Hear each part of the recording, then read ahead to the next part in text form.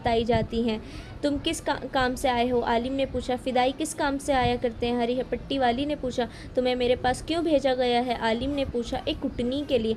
इस आदमी ने जवाब दिया, आपके पास 2 हैं, हमें आपके पास ना भेजा जाता, मगर आपको इत्तला मिल गई होगी कि सलाहुद्दीन अय्यूबी के एक नायाब सालार रज्जब सोडानी के साथ शोबक से 3 ऊँटनियाँ रवाना की गई थी। उनमें से एक हमारे मकसद के लिए थी, मगर मालूम नहीं क्या हुआ कि तीनों मारी गई हैं। रज्जब की खोपड़ी और एक सबसे ज़्यादा खूबसूरत ऊँटनी सलाहुद्दीन अय्यूबी के पास पहुँच गई थी, वो भी ख़त्म हो गई। वहाँ आलिम ने आह भर कर कहा, हमें बहुत बड़ा नुकसान हुआ। सलाहुद्दीन का एक बड़ा ही कारआमद सालार जो हमारे कब्ज़े में था, जल्लाद की नज़र हो गया। अंदर चलो, ये जगह महफूज नहीं। वो दोनों आलिम के साथ उठे और बाहर निकल गए। बाहर जो 6 आदमी खड़े थे वो अंधेरे में बिखर गए। वो अब आलिम के घर में दाखिल हुए। साफ़ सुथरा घर था, कई कमरे थे। वो 3 कमरों में से गुजर कर वो ऐसे कमरे में चले गए जो ज़मीन पर ही थी, लेकिन ज़ेरे ज़मीन मालूम होता था। उसके सामने कूड़ा कबाड़ा बिखरा हुआ था। दरवाजे के बाहर ताला लगा हुआ था। साफ पता चलता था कि दरवाज़ा बरसों से नहीं खोला गया और खोला भी नहीं जाएगा। एक पहलू में खिड़की थी, उसे हाथ लगाया तो खुल गई। आलिम अंदर गया, इसके पीछे ये दोनों आदमी अंदर चले गए। अंदर से कमरा खूब सजा हुआ था। दीवार के साथ सुनहरी सलेब लटक रही थी। उसके एक तरफ हज़रत ईसा की दस्ती तस्वीर और दूसरी तरफ मरियम की तस्वीर थी। आलिम ने कहा, यह मेरा गर्जा है और पनाहगाह भी है। ख़तरे की सूरत में आपके पास क्या इंतज़ाम है? आँख की हरी पट्टी वाले ने पूछा और मशवरा दिया, आपको सलेब और ये तस्वीरें इस तरह सामने नहीं रखनी चाहिए, यहाँ तक किसी के आने का ख़तरा नहीं। आलिम ने जवाब दिया और हंस कर कहा, मुसलमान बड़ी सीधी और जज्बाती कौम है। ये कौम जज्बाती अल्फाजी और सनसनीखेज़ दलाइल पर मरती है। जिन्स इंसान की सबसे बड़ी कमज़ोरी है, मैं इन लोगों में कमज़ोरी उभार रहा हूँ। नहीं, उन्हें ये सबक दे रहा हूँ कि 4 शादियाँ फ़र्ज़ हैं। आहिस्ता आहिस्ता उन्हें बदकारी की तरफ राग़िब कर रहा हूँ। मज़हब के नाम पर तुम मुसलमान से बदी भी करा सकते हो, नेकी भी।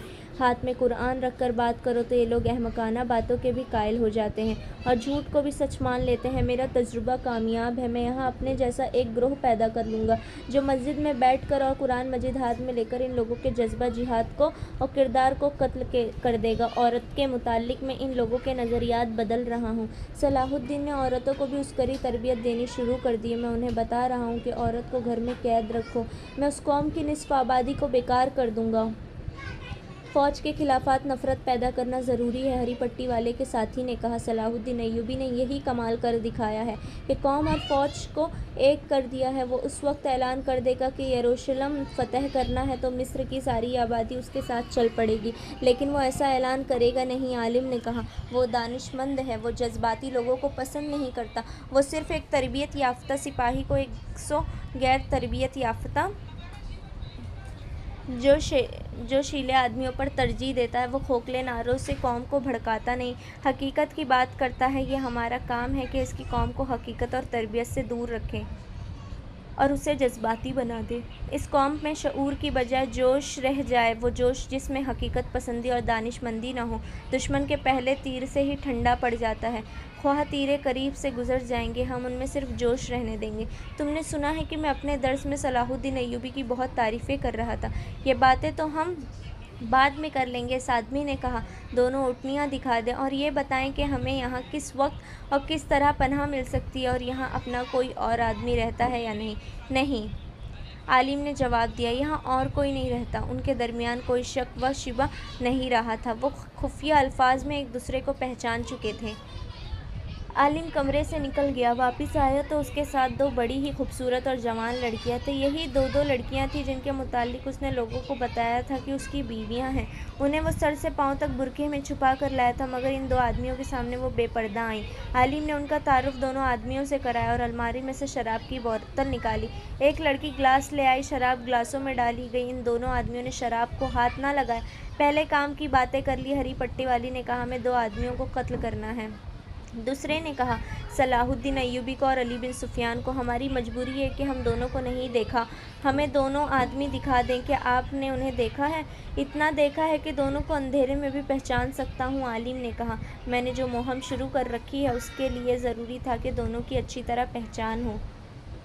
علی بن سفیان تا ذہن اور گھاگ ہے کہ اپنے کسی جاسوس کو یہاں بھیجنے کی بجائے خود یہاں آ سکتا ہے. اگر وہ بھیس بدل کر میرے سامنے آئے تو میں بھی اسے پہچان لوں گا. اور صلاح الدین ایوبی کے متعلق کیا خیال ہے؟ ہری پٹی والی نے پوچھا. اسے بھی خوب پہچانتا ہوں، عالم نے جواب دیا. ہری پٹی والے نے اپنے دونوں ہاتھ اپنی کن پٹیوں پر رکھے داڑھی کو پکڑا اور ہاتھوں کو نیچے کو جھٹک دیا. اس کی لمبی داڑھی اور گھنی مونچھیں اس کے چہرے سے الگ ہو گئی. پیچھے چھوٹی سی داڑھی رہ گئی جو نہایت اچھی طرح تراشی ہوئی تھی. مونچھیں بھی طرح شدہ تھیں. لمبی داڑھی اور گھنی مونچھیں مصنوعی تھیں. جواب اس نے ہاتھ میں لے کر دی. اس نے آنکھ سے ہری پٹی بھی نوچ کر پرے پھینک دی. عالم جہاں تھا وہیں بت بن کر گیا. اس کی آنکھیں ٹھہر گئیں اور اس کا منہ کھل گیا. دونوں لڑکیاں حیران دشت کبھی اس آدمی کو دیکھتی جس نے اپنا بہروپ اتار دیا تھا، کبھی عالم کو دیکھتی جس کا رنگ لاش کی طرح ہو گیا تھا. عالم کے منہ سے حیرت اور گھبراہٹ میں ڈوبی ہوئی سرگوشی نکل گئی. صلاح الدین ایوبی؟ ہاں دوست، اسے جواب ملا. میں صلاح الدین ایوبی ہوں. تمہاری شہرت سن کر تمہارا درس سننے آیا تھا. سلطان ایوبی نے اپنے ساتھی کی داڑھی کو مٹھی میں لے کر جھٹک دیا. اس کی داڑھی چہرے سے الگ ہوئی. اس نے عالم سے کہا، آپ اسے بھی پہچانتے ہوں گے؟ پہچانتا ہوں، عالم نے ہارے ہوئے لہجے میں کہا. علی بن سفیان کی صرف ٹھوڑی پر داڑھی تھی. اچانک لڑکیاں اور عالم پیچھے کو دوڑے اور الماری میں سے چھرا نما تلواریں نکال لیں. مگر وہ ادھر کو گھومے تو ان کی تلواریں جھک گئیں، کیونکہ صلاح الدین ایوبی اور علی بن سفیان نے چگوں کے اندر سے ہی قسم کی تلواریں نکال لی تھیں. لڑکیوں کو تیگ زنی کی مشق تو کرائی گئی تھی، لیکن دو پیشہ ترغیب زنوں کے مقابلے میں نہ آ سکی. ان سے تلواریں رکھوا لی گئیں. علی بن سفیان باہر نکل گیا. ذرا سی دیر میں 6 آدمی جو باہر کھڑے تھے اسی سائز کی تلواریں سونتے کھڑکی سے آ کر کود گئے. دوسرے دن مسجد کے سامنے اس علاقے کے لوگوں کا ہجوم تھا. وہاں چند ایک سرکاری ابلکار بھی تھے جو لوگوں کو باری باری عالم کے اس خفیہ کمرے میں لے جا رہے تھے جہاں صلیب حضرت عیسیٰ اور مریم کی تصویریں آویزاں تھیں. لوگوں کو شراب کی بوتلیں بھی دکھائی گئیں. اہلکار لوگوں کو عالم کی اصلیت بتا رہے تھے اور وہ جہاد کا جو نظریہ پیش کرتا تھا اس کی وضاحت کر رہے تھے. سلطان ایوبی کی ہدایت پر علی بن سفیان نے سارے ملک میں جاسوسوں کا جال بچھا دیا تھا، کیونکہ یہ ثابت ہو گیا تھا